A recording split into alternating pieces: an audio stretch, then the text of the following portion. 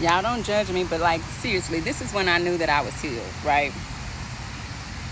I used to be that person that I don't want to live even in the same neighborhood, share the same stores, gas stations, spaces with the next. Like, I just feel like to some degree it makes you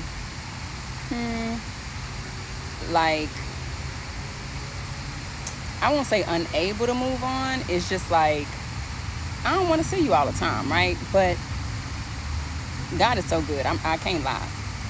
God is so good, because I realize now that the reason why I was so affected by, say, seeing an ex or even sharing space with an ex was because some way or another that person still had a hold on me, even if it was bitterness, even if it was anger, even if it was frustration, even if it was hatred. You know what I'm saying?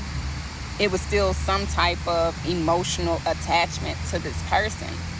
You know that you're healed when y'all can share the same spaces and you just don't give a fuck. You know what I'm saying? Like, you're indifferent to it, you're non-reactive, because it doesn't matter. Like, okay, you know?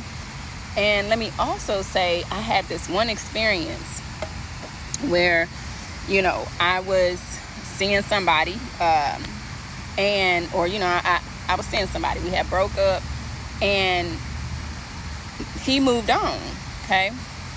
And when he moved on, it shocked me, because this was supposed to be somebody that loved my dirty draws. It shocked me. In my mind, I thought, he's gonna wait for me. Even if I didn't want to be with him, I knew he loved me so much, he would have waited for me. But he ended up being with someone else after we broke up, right? Not only was he in a relationship with her, but they got married. And I was unaware that they had actually, they would go on to get married. But when I found out that him and her were together, baby, when I say I had a downward spiral, what do you mean, right? But it wasn't until I saw them together that I was able to let go, because I realized that he had moved on. So I had no choice but to move on. Like, me seeing it in the flesh meant that it was real. So it wasn't no point in me thinking anything, holding on to anything. It was no point, right? You know what I'm saying? It was like, this is real. He's moved on. I have a choice now to do the same, because what good would it be for me to stay stuck? Blah, blah, blah, blah, blah, right? And so I had already made up in my mind before I even seen them. And I think that this may be a girl thing. I don't know. But I had already made up in my mind that I didn't want to be with this person. I broke up with this person. You know what I'm saying? So it wasn't like, oh, he dumped me and da-da-da. No, it wasn't that. It was, we were not compatible. We were not good together. You know what I'm saying? We were not good together. It was very toxic.